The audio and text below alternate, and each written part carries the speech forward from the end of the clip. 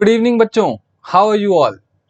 तो बच्चों last class में बिजनेस लॉ का first act, basic act, Indian contract act 1872 we have started और चैप्टर नंबर 1 उसका चल रहा है बेसिक्स। तो आज की क्लास को स्टार्ट करते हैं एक एग्जाम्पल के साथ। आप एक एग्जाम्पल सुनना। आज की जो आपकी क्लास होने वाली है बच्चों, वो लॉ के बहुत सारे कॉन्सेप्ट्स को बताने वाली है। आपके एग्जाम्स में कैसे अपना क्वेश्चन अटेम्प्ट करना है उसको सिखाने वाली है। तो बिल्कुल ध्यान से एक एक चीज पर बिल्कुल ध्यान से नजर लगा के बैठ जाना। 90% ऑफ द स्टूडेंट्स की लॉ के पेपर में एक ही चीज होती है sir, how to give answers, कैसे हम क्वेश्चन के आंसर को अटेम्प्ट करें। आज उसका भी सॉल्यूशन आपको दूंगा और साथ में एक बहुत बढ़िया आपको कॉन्सेप्ट भी समझाऊंगा। ध्यान से देखते रहना। तो बच्चों एक कपल था, एग्जाम्पल सुनते रहना। एक कपल था, मान लेते हैं एक मिस्टर एक्स और एक हो गई मिसेज एक्स। कपल है, थोड़ा सा एक थे मिस्टर एक्स और एक हो गई इनकी वाइफ मिसेज एक्स। ये कपल सिलोन में रहता था बच्चों। कहाँ रहता था? सिलोन। पर सिलोन क्या है बच्चों? सिलोन आज के टाइम पर श्रीलंका के नाम से जाना जाता है। ठीक है ना?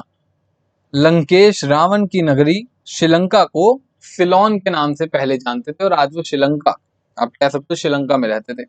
अच्छा, दोनों हॉलीडेज में यूके घूमने गए, यूके में छुट्टियां मनाने गए।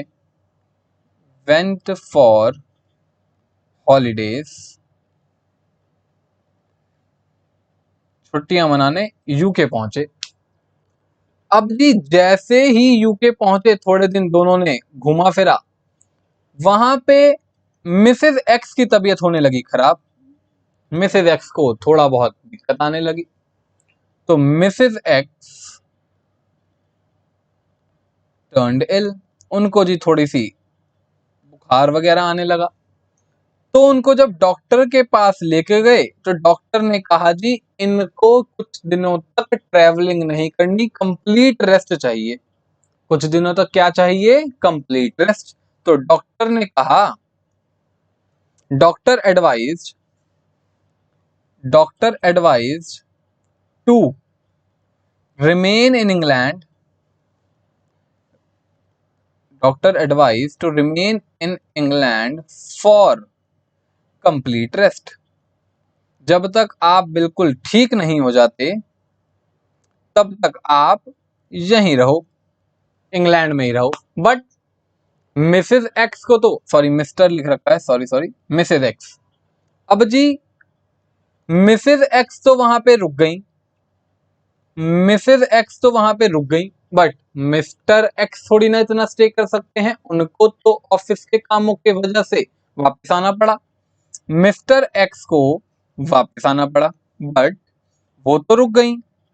But mister X has to return, mister X has to return due to office work. उनको वापस आना पड़ा जी, वो नहीं रुक पाए, उनके ऑफिस से कॉल्स आ रहे थे। अब जैसे ही पतिदेव जाने लगे, मिसेज एक्स ने पकड़ लिया हाथ, रुको जी, मत जाओ छोड़कर, मैं अकेले यहाँ पे किसके सहारे रहूंगी, आप मत जाओ। मिस्टर एक्स कहते, तू फिक्र मत कर भाग्यवान, तू फटाफट रिकवर कर जा और तभी तुझे मैं यहाँ से ले जाऊंगा। और तू इस चीज की भी फिक्र मत कर, मैं तुझे हर महीने तेरे यहाँ पे रहने का जो भी खर्चा है वो भेजता रहूंगा, फिक्र मत करियो किसी चीज की, मैं हूं। जैसे ही ये बात बोली, वाइफ ने हाथ छोड़ दिया, जाओ, मुझे अब कोई फिक्र नहीं है। ठीक है ना? तो क्या प्रॉमिस करके गए हैं? जाते जाते क्या प्रॉमिस कर गए हैं? यहीं पे लिख देते हैं एंड प्रोमिस्ड कि भाई आप फिक्र मत करो, प्रोमिस्ड टू पे, सर कितने रुपए देने का वादा करा ये भी सुनो, 30 पाउंड्स, प्रोमिस टू पे 30 पाउंड्स एज हर, 30 पाउंड्स पर मंथ है, 30 पाउंड्स पर मंथ एज हर मेंटेनेंस एक्सपेंसेस, तेरे रख रखाव के जो भी खर्चे हैं यहाँ पे वो भेजता रहूंगा, फिक्र क्यों करती है, एज मेंटेनेंस एक्सपेंसेस। ठीक है जी। तो क्या हुआ, एक कपल था जो सिलोन रहता था, घूमने गया यूके, यूके में जाकर वाइफ की तबीयत खराब हो गई, डॉक्टर ने कहा जी यहीं रुको, हस्बैंड को तो ऑफिस के कामों से वापस आना पड़ा, बट हस्बैंड ने कहा मैं जा रहा हूं बट वादा है कि तुम्हारे रख रखाव के खर्चे भेजता रहूंगा और जैसे ही तुम रिकवर कर जाओगी तुम्हें ले जाऊंगा। जी कुछ टाइम तक तो अब हस्बैंड ने ये खर्चा पे भी करा, फ्यू मंथ तक ये प्रोसेस चलता रहा, खर्चा देते रहे, बट कुछ दिनों बाद, कुछ महीनों बाद कॉन्फ्लिक्ट्स हो गए उन दोनों के बीच में। आफ्टर सम टाइम, अभी वो रिकवर नहीं हुई थी, इंग्लैंड में ही उनका इलाज चल रहा था, बट आफ्टर सम टाइम उन दोनों के बीच में कॉन्फ्लिक्ट्स हो गए, after some time conflicts arose between them, किसी भी बात को लेकर। अब लॉन्ग डिस्टेंस रिलेशनशिप है, आप लोग तो समझते ही होंगे ये सब चीजें, ठीक है ना। कॉन्फ्लिक्ट्स हो गए किसी भी वजह से, और जब कॉन्फ्लिक्ट्स हो गए तो हस्बैंड ने कहा भाड़ में जाओ, कोई पैसा नहीं मिलेगा। Husband mister x stopped paying expenses, उसने कहा भाड़ में जाओ, कोई खर्चा नहीं मिलेगा, जो करना है करो, जियो मरो, मुझे कोई फर्क नहीं पड़ता। मिसेस एक्स ने कहा ऐसी जरूरत, मेरे से वादा किया है, ये देखो वादा किया है, और वादा करने के बाद वादा खिलाफी, कोई बात नहीं, छोड़ूंगी नहीं। Mrs x filed a suit, Mrs x ने कहा छोड़ूंगी थोड़ी ना, आपको कोर्ट में मिलूंगी, कोर्ट में मिलेंगे। Mrs x filed a suit, और केस फाइल कर दिया। सूट का मतलब क्या होता है सर, कुछ बच्चे समझ रहे होंगे, सूट का मतलब क्या होता है बच्चों, सूट को एक लेमैन केस बोलता है, सूट को एक लेमैन केस बोलता है, जो आप कोर्ट में केस फाइल करते हो ना, उसे लीगली सूट बोलते हैं। तो मिसेस एक्स ने केस फाइल कर दिया कि जज साहब दुहाई हो। ठीक है जी। तो समझो अब पूरी सिचुएशन, पूरी सिचुएशन थी क्या, सिलोन में कपल रहता था, छुट्टियां मनाने यूके गया, वहां पे मिसेज एक्स की तबीयत खराब हो गई, डॉक्टर ने कहा जी यहीं पे आपको कुछ टाइम स्टे करना पड़ेगा। मिस्टर एक्स को वापस आना पड़ा, बट साथ में आते आते वादा करके आए कि आपको आपके मेंटेनेंस एक्सपेंसेस मिलते रहेंगे, फिक्र मत करना। कुछ टाइम बाद जब कॉन्फ्लिक्ट्स हो गए तो हस्बैंड ने सारे के सारे एक्सपेंसेस देना बंद कर दिया, और उधर मिसेज एक्स ने कहा कोई बात नहीं, कोर्ट में मिलकर बात करेंगे।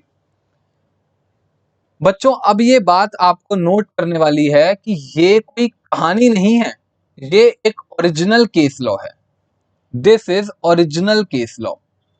बच्चों लॉ में प्रोविजंस तो आप पढ़ोगे ही, लॉ में क्या दिया हुआ है वो बातें तो हम पढ़ते ही हैं, बट कुछ केस लॉस पढ़ते हैं। केस लॉस क्या होते हैं कि पास्ट में ऐसा कुछ इंसिडेंट हुआ था तो वहां पर क्या डिसीजन आया।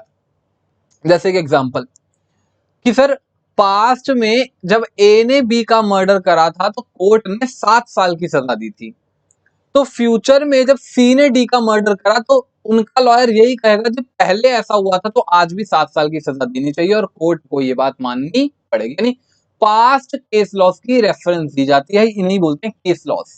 क्या बोलते हैं ना, केस लॉस। तो ये ओरिजिनल केस लॉ है, ऐसा ओरिजिनली हुआ था। ओरिजिनल में इनका नाम मिस्टर एक्स नहीं था, इनका नाम मिसेज एक्स नहीं था, इनका नाम था मिस्टर बेल्फर। सर इंडिया के तो नहीं है ये, यस इंडिया के नहीं है, मिस्टर बेल्फर, और इनकी वाइफ हो गई मिसेस बेल्फर। तो हर जगह इनका नाम अकॉर्डिंगली चेंज कर लेना, जहां पे मिस्टर एक्स है वहां मिस्टर बेल्फर और मिसेस बेल्फर। अब हुआ क्या, कोर्ट में केस चला गया, कोर्ट में दोनों खड़े हैं, जज साहब ने पूछा बताओ मिसेस एक्स या मिसेस बेल्फर क्या दिक्कत है आपकी। अच्छा, ये जो सारी बातें हैं ये तो हो गए बच्चों फैक्ट्स ऑफ द केस। ये क्या हो गए सारे फैक्ट्स, इन्हें बोलते हैं बच्चों फैक्ट्स। क्या बोलते हैं इन्हें? फैक्ट्स। की क्या क्या बातें थी, क्या क्या गौर करने वाली, फैक्ट्स ऑफ द केस, क्या क्या गौर करने वाली बातें थी। ये तो हो गए फैक्ट्स ऑफ द केस। आगे आ जाओ जी। अब क्या हुआ, अब बात करते हैं पार्टीज ने कोर्ट में जाकर क्या कहा। इसे लॉफुली बोला जाता है कंटेंशन ऑफ पार्टीज। कंटेंशन मतलब अपनी बात रखना, हीटेड आर्ग्यूमेंट, दोनों पार्टीज के बीच में हीटेड आर्ग्यूमेंट, तूने ये कहा, तूने ये कहा, तूने ये कहा, तूने ये कहा, हीटेड आर्ग्यूमेंट को बोलते हैं कंटेंशन।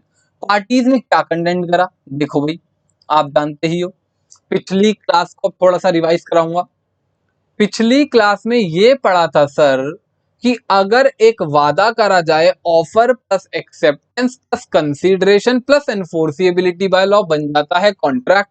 तो वाइफ ने यही बोला, वाइफ ने बोला, द वाइफ कंटेंडेड दैट, जज साहब से कहा, जज साहब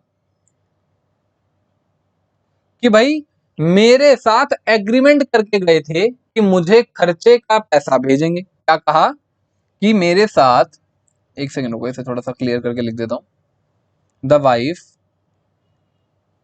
contended that there is agreement, मेरे साथ क्या हुआ था, there was an agreement between, किसके बीच में, between me and mister Balfour. देख लो भाई, अब हस्बैंड भी नहीं बोल रही है, मिस्टर बेल्फर ही बोल रही है। देख लो, अब ऐसा ही होता है बच्चों। The wife contended that there was an agreement between me and mister Balfour to pay expenses.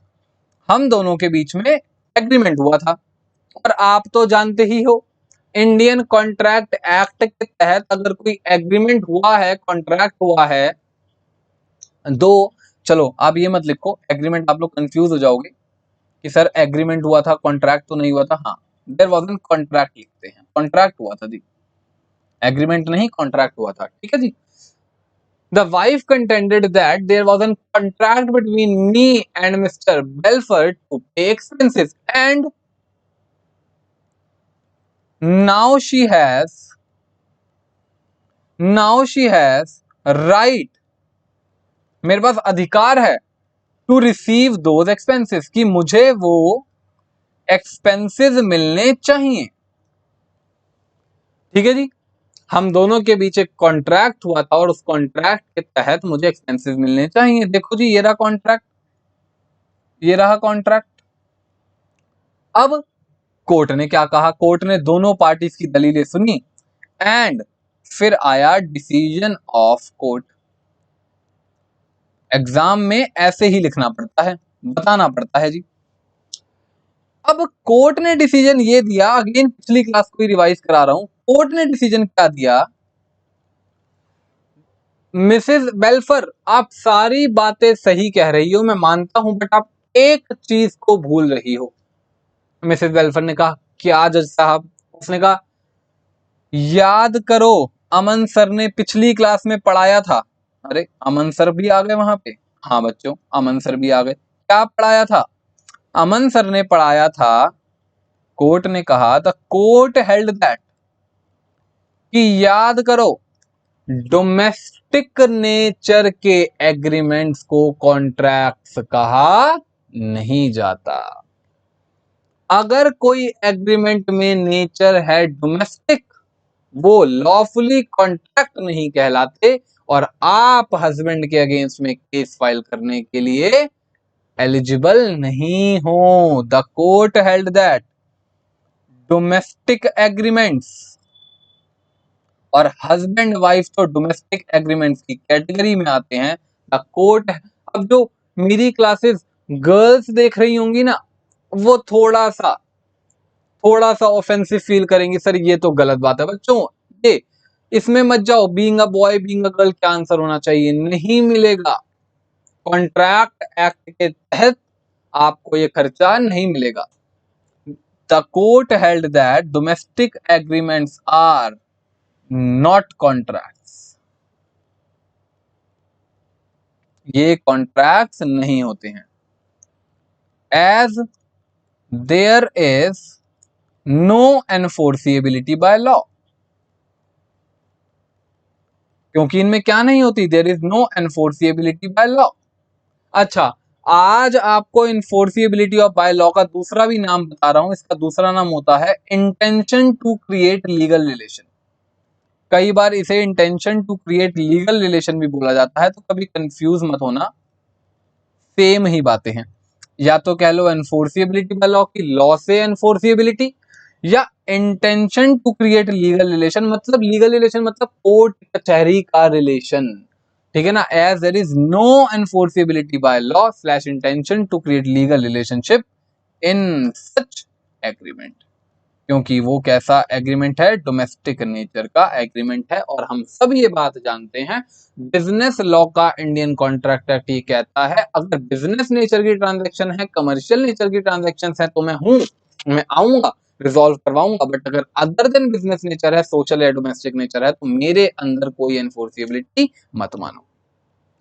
अब कुछ बच्चे ये सोच रहे होंगे कि सर ऐसा तो होता है कि डिवोर्स के टाइम पे खर्चा दिया जाता है, एल्यूमिनाई दी जाती है, ये सब बातें होती हैं, बट ये सब बातें इंडियन कॉन्ट्रैक्ट एक्ट नहीं कहता।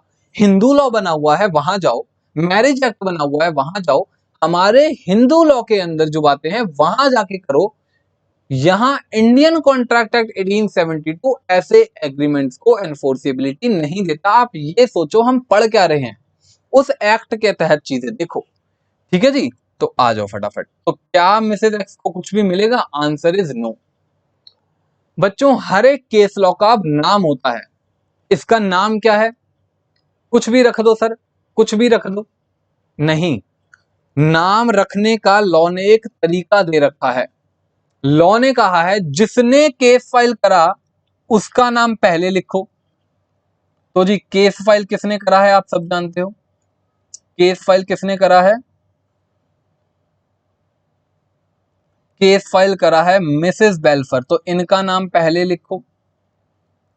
जिसके अगेंस्ट केस फाइल करा है उसका नाम बाद में लिखो। तो ये केस लॉ का नाम भी कैसे पढ़ा जाएगा? Mrs Balfour versus Mr बेल्फर। क्या सर हम मिस्टर बेल्फर को आगे और मिसेस बेल्फर को पीछे लिख दें? नो, केस लॉ का कॉन्सेप्ट ही हिल जाएगा। ऑलवेज जिसने केस फाइल करा उसका नाम आगे, जिसके अगेंस्ट में केस फाइल करा उसका नाम पीछे। सिविल केसेस जितने भी चलते हैं उनमें ऐसे ही लिखा जाता है। क्या यहां तक की बात समझ आती है? क्या यहां तक कोई डाउट? No sir. और एक चीज देखो, ये हटा देता हूं, आई गेस इस सब की तो जरूरत है नहीं, आप सब इतना तो लिख ही लोगे। ये सब कॉर्नर में लिख देता हूं, यहीं से देख लेना कि हमारा चैप्टर 1 चल रहा है। चैप्टर 1 का नाम है बेसिक्स, ठीक है ना, और हमारा एक्ट चल रहा है आईसीए। बच्चों, जो पर्सन केस फाइल करता है इसको लीगली बोला जाता है प्लेंटिफ, और जिसके अगेंस्ट में केस फाइल हो इसको लीगली बोला जाता है डिफेंडेंट। यानी कि it is plaintiff versus defendant. Always the case law का नाम कैसे लिखोगे? Plaintiff versus defendant. Sir plaintiff का मतलब क्या है? कुछ मतलब नहीं है। Plaintiff means a person who files a case, files a suit. Defendant means a person against whom case is filed. अच्छा बताओ, एक केस लॉ है ए वर्सेस बी, इनमें प्लेंटिफ कौन है? सर साफ पता चल रहा है, जिसका नाम पहले वो प्लेंटिफ ए, यानी प्लेंटिफ इज मिस्टर ए, और डिफेंडेंट कौन है? मिस्टर बी, जिसके अगेंस्ट में केस फाइल हुआ है। देख लो आप, मैंने कहा था आज के सेशन में बहुत सारी बातें सीखेंगे। Plaintiff who files a suit, जिसके अगेंस्ट में केस फाइल करा गया, सॉरी जिसने केस फाइल करा, और defendant against whom case is filed, against whom case is filed.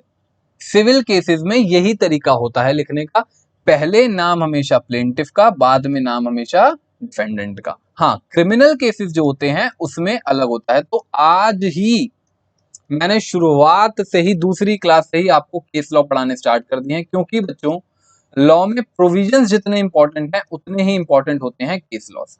अगर आप केस लॉस को पढ़ना नहीं सीखोगे तो आप कैसे सीखोगे लॉ के इंटरप्रिटेशंस? तो जो पिछली क्लास में मैंने एक चीज सिखाई थी, क्या चीज सिखाई थी सर?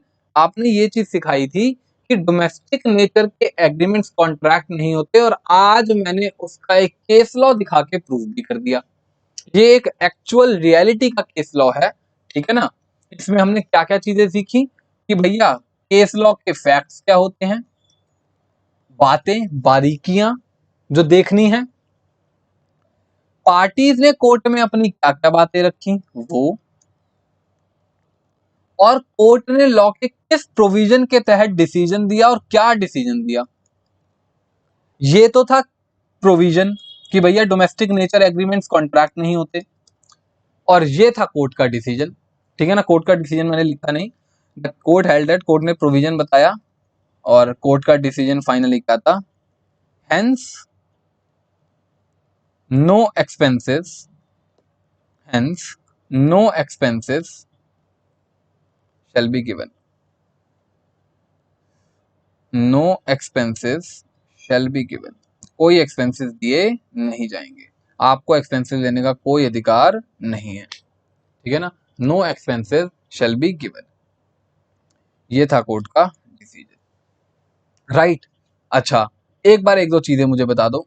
मैं कहता हूं, जैसा कि मैंने आपको बताया, कुछ नोट्स में बताता हूं, जैसा कि मैंने आपको बताया, सिविल केसेस अगर चल रहे हैं, सिविल केसेस, दो केसेस होते हैं, एक सिविल होते हैं, एक क्रिमिनल होते हैं। हमारा जो बिजनेस लॉ है वो सिविल केसेस में आ रहा है। अच्छा, सिविल केसेस में जैसा कि मैंने आपको बताया, अगर केस बना है mister X versus mister Y, कहीं एक केस लॉ का नाम लिखा हुआ है मिस्टर एक्स मिस्टर वाई, तो बताना यहाँ पे कौन प्लेंटिफ होगा, किसने केस फाइल करा होगा। सर आंखें बंद कर कर बता सकता हूं मैं, ये प्लेंटिफ होगा, इसने केस फाइल करा है, और ये डिफेंडेंट होगा, इसके अगेंस्ट केस फाइल हुआ है, ठीक है जी। प्लेंटिफ होता कौन है सर? जो केस फाइल करता है। डिफेंडेंट कौन होता है सर? जिसके अगेंस्ट में केस फाइल होता है। सिविल केसेस में लिखने का यही तरीका चलता है, ठीक है। क्रिमिनल केस में उल्टा भी हो सकता है, वहां मैं कुछ नहीं कह रहा, सिविल केसेस में यही तरीका चलता है, राइट। तो आज से ही हमने केस लॉ पढ़ना स्टार्ट कर दिया बच्चों। ऐसे कई केस लॉस पूरे आपको लॉ के सेशंस में, पूरी लॉ की जर्नी में आपको करवाऊंगा बच्चों। पेपर में ना ये केस लॉस बहुत पूछे जाते हैं, कंटिन्यूसली पूछे जाते हैं। कई बार एमसीक्यू के फॉर्म में क्वेश्चन आया हुआ है कि which case law explains that domestic nature agreements are not contracts. Answer है Balfour versus Balfour, Mrs Balfour versus Mr Balfour. कई बार एग्जाम में ये केस लॉ आया ऐसे करके, सब्जेक्टिव क्वेश्चन आया 5 मार्क्स का, कैसे कि एक हस्बैंड ने वाइफ को मेंटेनेंस एक्सपेंसेस देने का वादा करा, कुछ दिनों बाद देना बंद कर दिया, तो as per Indian contract act 1872 describe the position of wife whether she can recover those expenses और नॉट। अब आपने अगर ऐसे केस लॉस नहीं पढ़े तो आप कंफ्यूज, अरे सर ये क्या होगा, सर कैसे होगा, हम कैसे सॉल्व करें। Case law simple, sir husband ने वाइफ को वादा करा था, डोमेस्टिक नेचर का एग्रीमेंट था, डोमेस्टिक नेचर के एग्रीमेंट्स कॉन्ट्रैक्ट नहीं होते, it is already proven in बेल्फर versus बेल्फर case law, you will get full 5 marks. ऐसे कई केस लॉज इस पूरे लॉ की जर्नी में आपको करने हैं, आज से ही हमने स्टार्ट कर दिया। फटाफट अब आप इसका स्क्रीनशॉट ले लो। आपको टिप्स पे पता होना चाहिए प्लेंटिफ कौन है, टिप्स पे पता होना चाहिए डिफेंडेंट कौन है, टिप्स पे पता होना चाहिए कंटेंशन वर्ड का मतलब क्या है। ये बातें बार बार रिपीट होंगी, तो बार बार इन चीजों को मेरे से रिपीट मत करवाना, ठीक है जी। फटाफट इसका स्क्रीनशॉट ले लो, पहले इस पूरे पोर्शन का स्क्रीनशॉट ले लो यहां तक, फिर नीचे वाले पोर्शन का ले लेना।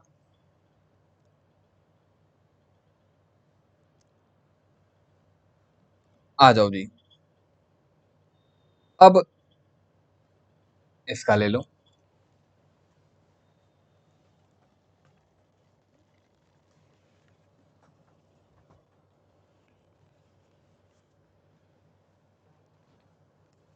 ठीक है जी, यहां तक कोई भी डाउट हो तो आप मुझसे पूछ सकते हो, ठीक है।